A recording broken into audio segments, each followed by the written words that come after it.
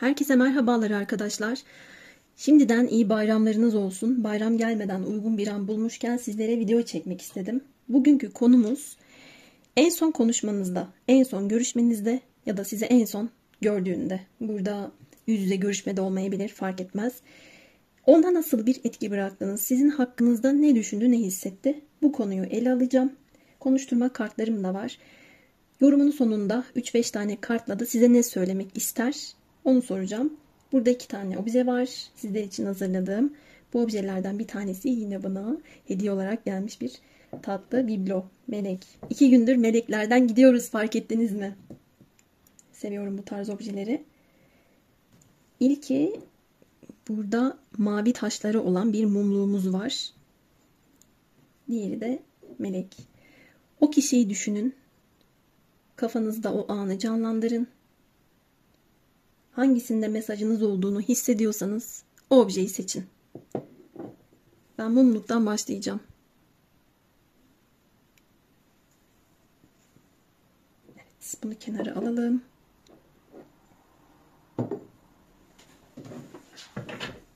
Niyet edelim.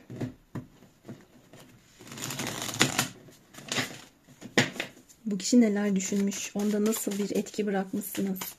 Neler hissetmiş?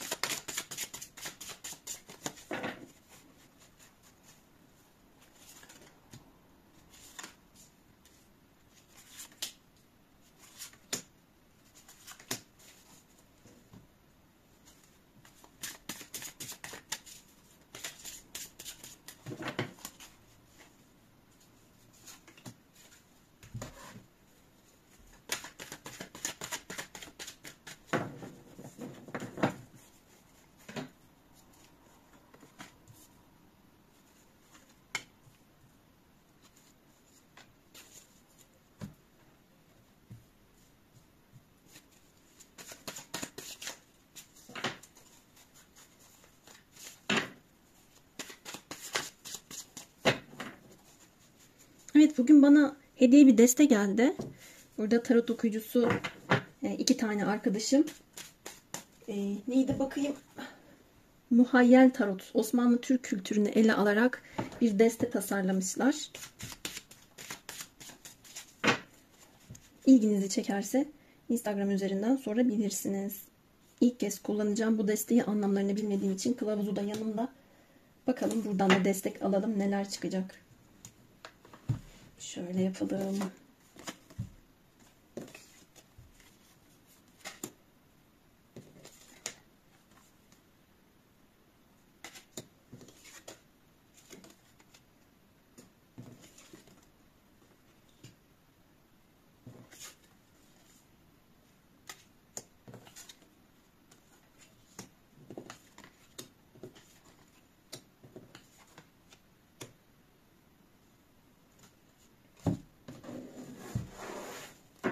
Şöyle bir kart daha açmalıyım.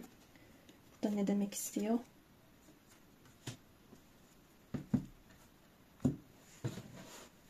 Şimdi burada ben bir yeni tanışma enerjisi de görüyorum.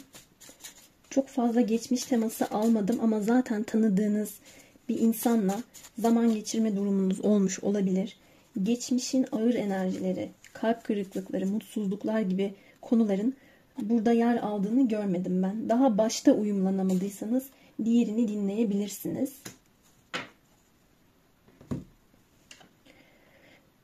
Son konuşmanızda, görüşmenizde bu kişide şöyle bir etki bırakmışsınız. Artık hayatınızda mutluluk ve huzur arayışı içindesiniz.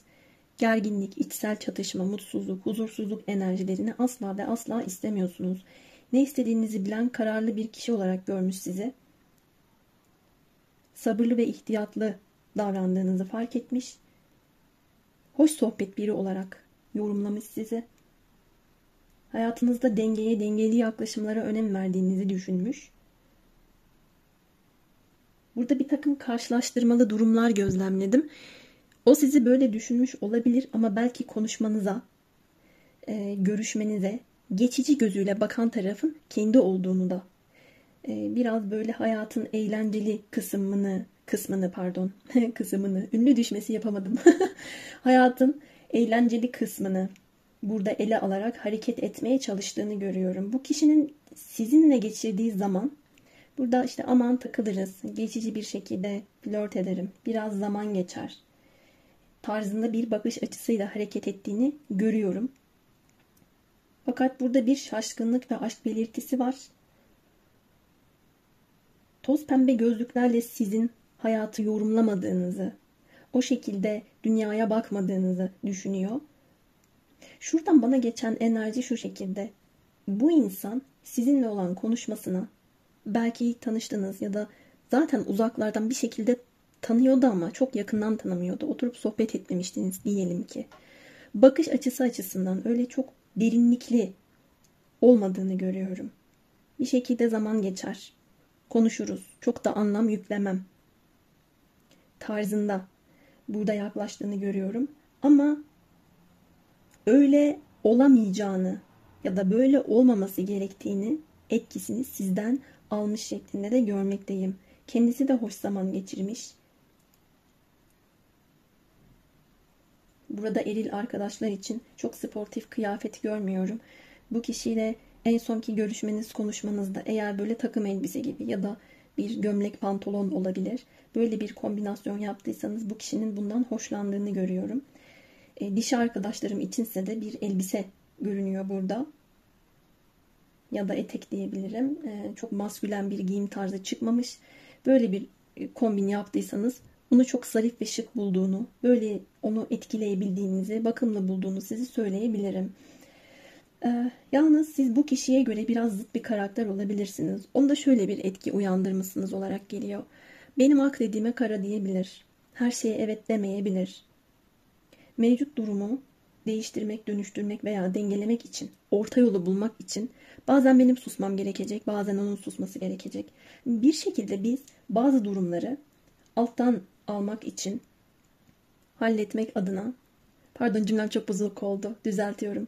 Bir şekilde biz bazı durumları düzeltmek için alttan almalıyız. Bunu bazen ben yapabilirim, bazen o yapabilir. Her ikimizin de istediği çok olacak gibi durmuyor tarzında. Böyle bir şey geçmiş kafasından bu kişinin. Aslında romantik hayaller kurduğunu da görüyorum. Burada bazı konular açısından da kendisinin artık bir uçurumun ya da yüksek bir kayalığın kıyısına vardığını hissettiğini görüyorum. Bakın buradaki kartta sadelik, huzur, mutluluk durumundan bahsediyor. Sizi manevi anlamda, zaten yorumun başında söylemiştim, artık huzur arıyorsunuz, mutluluk, dinginlik arıyorsunuz diye manevi anlamda da böyle bir karakter olarak değerlendirmiş olabilir. Ne istediğinizi, ne aradığınızı biliyorsunuz siz. Belki burada kendisinin bakış açısı olmasa da geçici bir flört. Aman ben gözlerime pembe bir gözlük takayım, kendi kendimi kandırayım, polyanacılık modunda olayım. Benimle hiç uyumlanmayan bir durumun içinde olayım ama bir şekilde zaman geçsin durumunu size de anlatıyor olabilir. İşte buna hayır diyen, bunu istemeyen, bunun size huzur vermeyeceğini düşünüyor olabilir. Sizin düşünceleriniz ona da geçmişe benziyor. Böyle değerlendirdiğini görüyorum.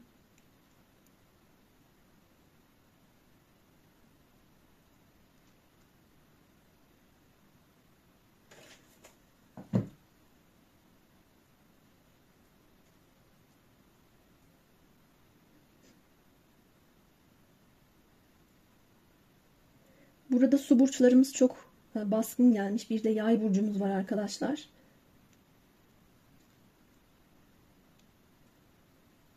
Onda bıraktığınız etkilerden biri de gerçek aşka çok değer vermeniz, gerçeklerin peşinden gidiyor olmanız,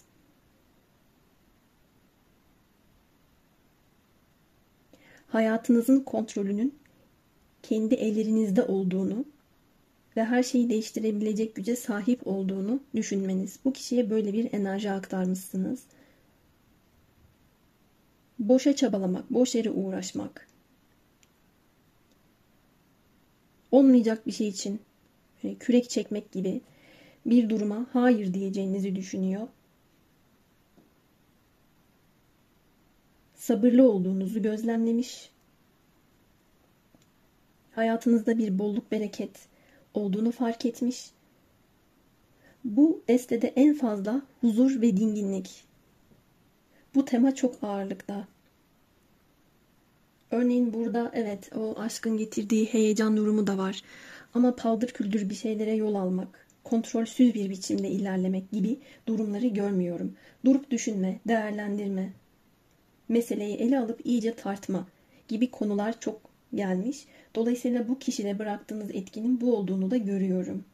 Duygusal konularla ilgili bu kişi sizinle kendisini kıyaslamış olarak da görünüyor.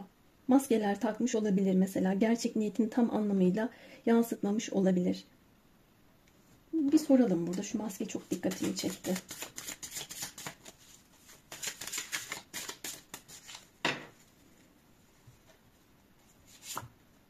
İki tane geldi. Evet, arzu ve tutku duygusunun çok yüksek olduğunu görüyorum. Burada sizi çok merak etmiş olarak da görmekteyim.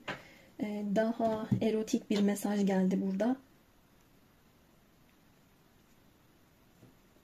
Bir de sevgili arkadaşlar, siz bu kişi eğer ex partner için dinliyorsanız, yorum çeşitlendi bu noktada. Sizinle ilgili konularda şunu söyleyebilir. Geçmişte çatışmalarımız oldu. Tartıştık, kalbini kırdım, seni incittim. Hatta iletişim konusunda da seni çok beklettim ama sabrına hayran kaldım. Sen kararlı bir biçimde karşındaki kişinin sana doğru ilerlemesini hak eden birisin. Aşkı doyasıya yaşamayı hak eden birisin.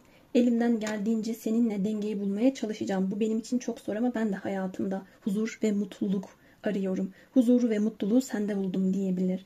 Belki ilk zamanlarda çok size sığ bir davranışı oldu. Geçici flört gözüyle baktı ama zaman içinde gerçek aşkı olduğunuzu anladı. Yorumlardan biri de bu. Ve şuradaki temaya baktığımda özür dilemesi, bazı şeyleri telafi etme niyeti çok yoğun.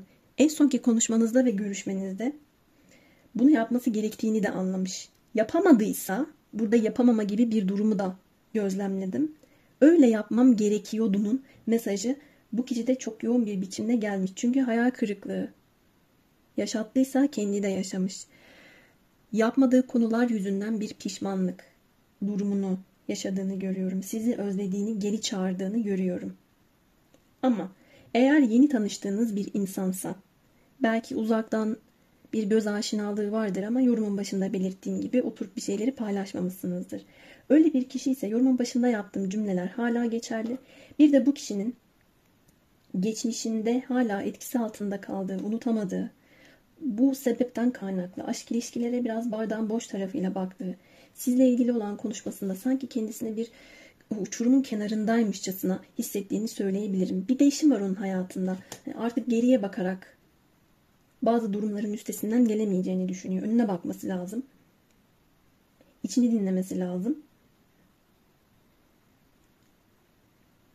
Ama bu durumları da tam anlamıyla yansıtmamış olabilir. Şimdi konuşturma kartlarından alalım bakalım. Bu kişi size neler söylemek ister?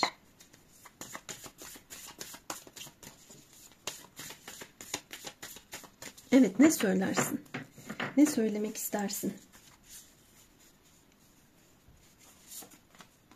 İnsanların sözlerini ve yorumlarını kafama çok takıyorum dedi.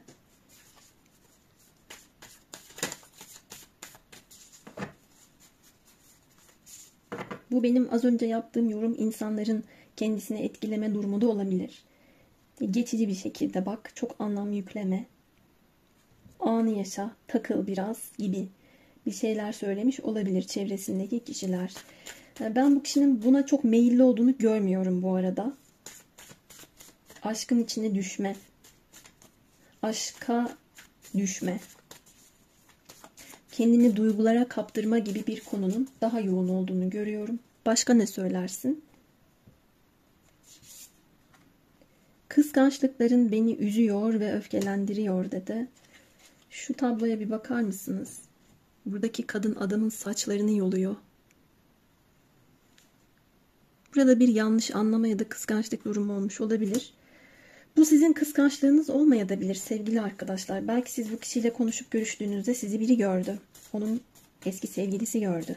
Veya siz bu kişinin eski sevgilisisiniz. Onu biriyle gördünüz ve yanlış anladınız gibi. Böyle yorumluyor. Başka ne söylersin? Seni çok merak ediyorum.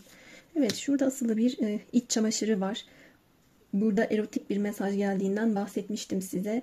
Bu kişinin size olan merakının yüksek olduğunu söyleyebilirim. Az önce başka bir şey anlatırken burayı es geçtim ben. Unuttum. Es geçmek değil, unuttum. Burada tekrar gelince hemen beni açılım kart oraya yönlendirdi. Fotoğraflarınıza çok bakıyor olabilir. Veya görüşmenizde, buluşmanızda. Burada sizin içinizi çok merak etmiş olabilir. Devam edelim. Bir konuşturma destesinden daha alalım. Kart ters döndü. Ciddi bir ilişkiye hazır değilim diyor. Her ne kadar aşk başlangıcı aşkın içine düşmüş olsa da ben bu insanın karşılaştırma yaptığını görüyorum. Siz ona göre hazırsınız ama kendisi tam anlamıyla hazır değil. Bakış açısı böyle olabilir. Bazen insanlar korktuğu için de böyle diyor arkadaşlar. Yapamayacağından değil.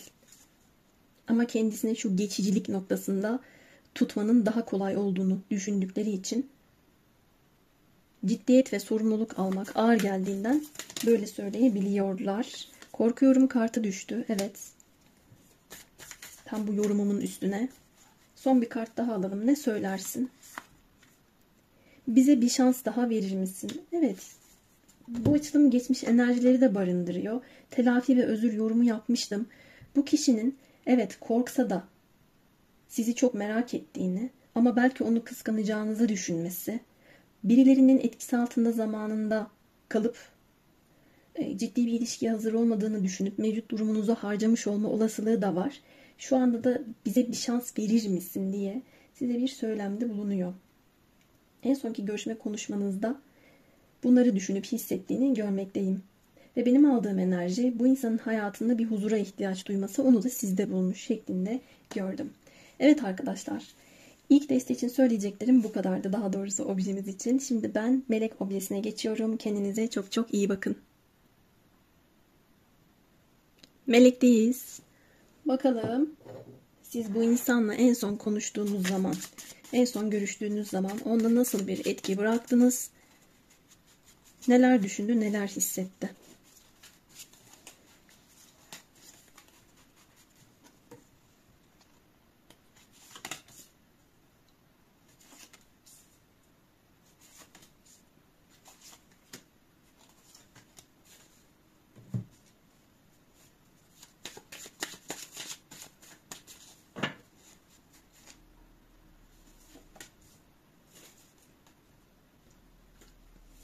Yorumun sonunda da birkaç cümleyle size ne söylemek isterdi? Konuşturma mesajları alacağım.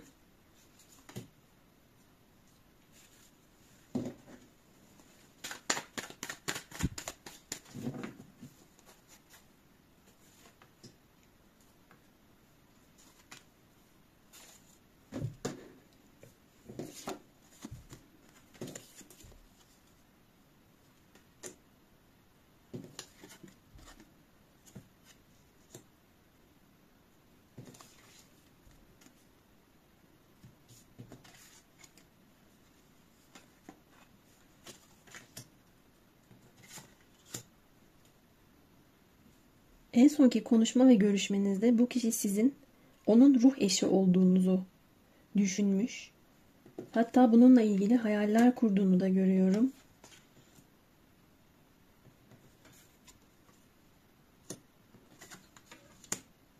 Dedim ve hayal kartı geldi. Şuraya bir kart açacağım. Arkadaşlar bu kişi kendisini duygulara karşı programlandırmış bir insan. Yani duygularını göstermeyi zayıflık olarak yorumlayan bir kişi olabilir. Fazla mantık odaklı olabilir. Duygulardan anlamadığı için değil ama anladığını gösterdiği zaman, azıcık romantik olduğu zaman veya sevgi durumunu ister ifadesine ister davranışlarına yansıttığı zaman bunu güçsüzlük olarak yorumlayan bir yapıda olabilir. Fakat böyle olmasına rağmen o kadar çok hayaller kurmuş ki şimdi şuradaki tabloya baktığımda hem gerçek bir izlenime kapılıyorum hem de bunun bu kişinin kurduğu hayal olduğu izlenimine kapılıyorum.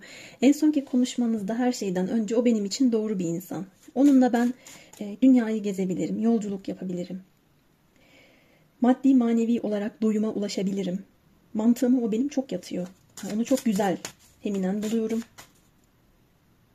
kültürlü olması, nerede nasıl davranacağını, nerede nasıl hareket edeceğini bilmesi, kendini geliştirmiş olması beni kendine hayran bırakıyor. Onun için fedakarlık yapmak isterim. Ama duygularımı da bastırmak istiyorum. Temkinli olmalıyım, gücü elden bırakmamalıyım. Kendimi mantığa davet ediyorum, kendimi kaptırmamalıyım gibi. Buna benzer şeyler, düşünceler, duygular içinde olduğunu da görüyorum. Bir kere her şeyden önce bu kişinin size hayranlık beslediğini görüyorum. Ama şuradaki bir mesaj benim kafamda bir soru işareti yarattı. Öncelikli olarak bu kişi size gizli bir hayranlık besleyebilir ama size hayranlığını farklı, da parazit olarak başka insanlar resmedilmiş. Size olan hayranlığını bilen ve bu sebepten kaynaklı bunu çekemeyen, hazmedemeyen başka insanlar olabilir. Bir diğeri de yine böyle parazit kılıklı insanlar sizin hoşlandığınız kişiye gizli bir hayranlık besliyor olabilir. Başka bir yorum daha geldi aklıma.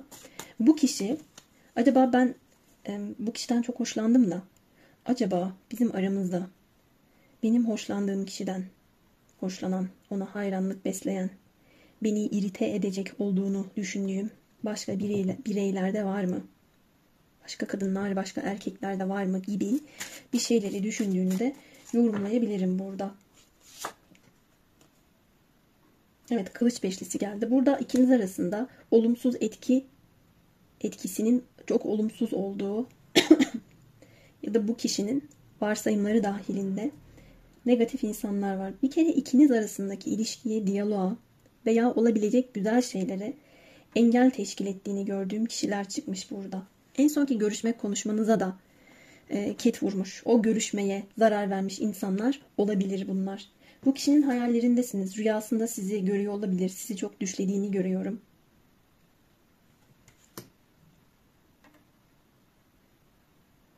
Duygularını bastıran bir özelliği var. Sizin için bazı şeylerden vazgeçmek durumunda kalacağını da görmekteyim.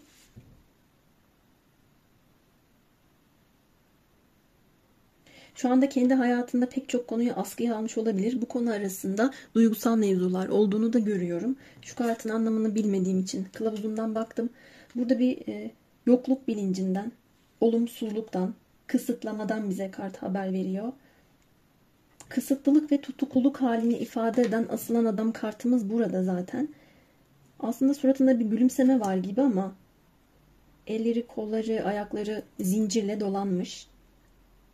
Sizi en son gördüğünde de o şekilde hissetmiş olabilir. Bu kendi duygularını bastırdığı anlamına da gelebilir elbette. Size teslim olmamak için kendi kendini zincirlemiş olduğu durumunu daha çok yorumluyorum.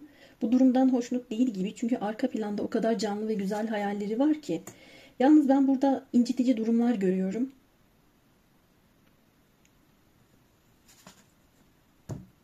Başka insanlar yüzünden size kırıcı davranmış olabilir. Başka insanların aklına uyup hareket etmiş olabilir diyeceğim ama burada başka insanların fikirlerini kolay kolay beğenen bir yapısı yok. Kendi mantığını daha çok öne çeken, kendi mantıklı düşüncelerinden çok çok daha mantıklı bir şey duyduğu zaman ancak onu kabul edebilen bir kişi görüyorum. Bana bu insan kendini daha çok anlattı. Burada bencillik anlamında değil. Evet, onu zaten etkilemişsiniz. Sizinle olan konuşmasını unutamıyor. Hatta beraber bir yolculuk, bir zaman geçirme planı içinde olduysanız, bu ister gerçekleşmiş olsun, ister hayalde kalsın fark etmez. Bu durumları hareketsiz bir biçimde ve bu hareketsizlikten memnun olmayarak düşündüğünü görmekteyim. Yalnız burada farklı insanlar çıkmış. Dönüş ve özür. Bu kişi sizden özür dilemek istiyor.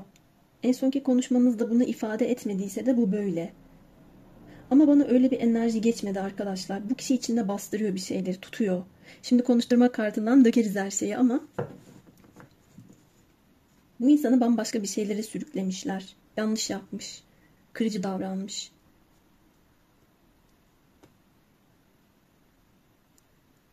Sizi şans olarak gördüğünü de görüyorum. Her şeye sahip olduğunuzu düşünüyor. Aile değerlerine önem verdiğinizi düşünüyor. kalıcılığa önem verdiğinizi düşünen bir yapısını da görüyorum.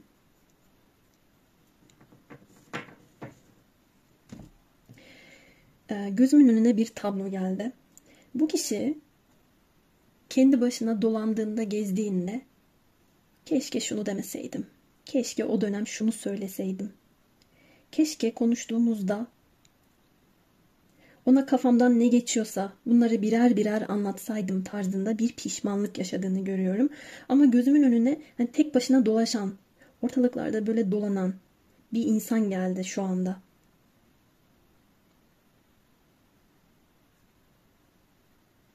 Ve özür dilemek isteyen bir yanı da çıkmış. Burada bir konuşma durumu var. Yakınlaşma durumu da var. Buradaki konuşma bir buluşma ve yakınlaşma konuşması olmuşa benziyor. Yalnız bazı durumlarda size hayal kırıklığı yaratmış olabilir. O hayalin içinde bir hayal kırıklığı saklı gibi görüyorum. Burada böyle bir tema çok yoğun. Şimdi konuşturma kartlarından alacağım. Çok merak ettim. Ne söyler bakalım size.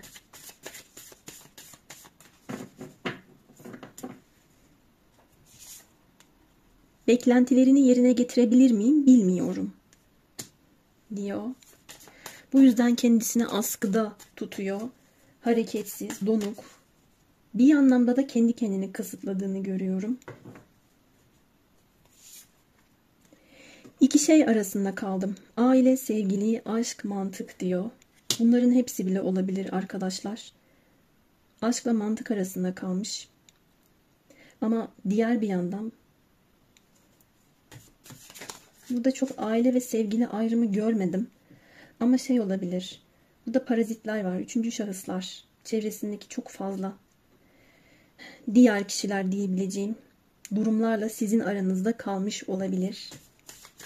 Ve gidip yanlışı tercih ettiği için de sizden özür dilemek istiyor olabilir. Beni bekle. Hayatımı ve kafamı düzelteceğim dedi. Zaten asılan adam enerjisiyle beraber o da yalnızca düşünüyor. Her şeyi askıya almış, hayal kuruyor. Tıkanık bir enerjide. Başka ne söylersin? Ya özgürlüğüm.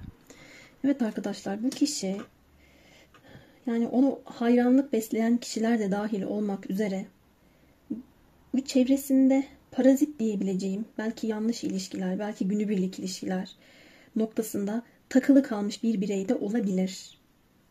Bu kendine verdiği bir zarar aslında. Sizinle daha tatmin edici, duyuma ulaşabilecek, ruhsal anlamda da gelişebilecek, hayallerini gerçekleştirebileceği bir ilişki içinde olacağını bilmesine rağmen böyle bir temaya da takılıp kalmış bu kişi kararsızlık noktasında. Başka ne söylersin? Bir şans daha verebilir misin? Geçmişteki bir kişi için dinliyorsanız zaten bakın burada dönüş ve özür yazıyor. Bir şans daha istiyor. Eğer hiçbir şekilde bu insanla bir ilişkiye başlamadıysanız iki şey arasında kalmış. Ya bir ilişki ya da hani özgür bir biçimde sizin beklentilerinizi yerine getirme derdi, öyle bir fedakarlık yapma, bir şeylerden vazgeçme durumu olmadan hayatına devam etme olayı. Acaba hangisi mantıklı?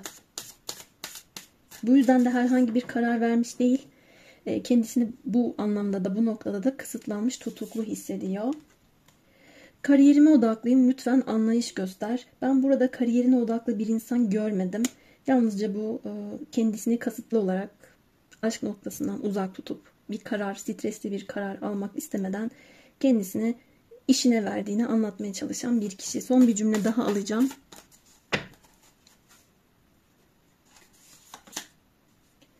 Sana düşündüğünden daha çok değer veriyorum dedi. Ama sizi öyle düşündürmemiş olabilir işte. Burada böyle bir problem var. Bunu bir ego haline getirdiğini görüyorum. Duygularını göstermediğini görüyorum. O kendini öyle yapılandırmış çünkü. Hayır, bunu yansıtmayacağım. Bunu göstermek benim için bir zayıflık. Duygularım beni kontrol edemez. Ben onları kontrol edebilirim kafasında bu kişi. Gösterdiği değeri de, verdiği değeri de göstermemiş.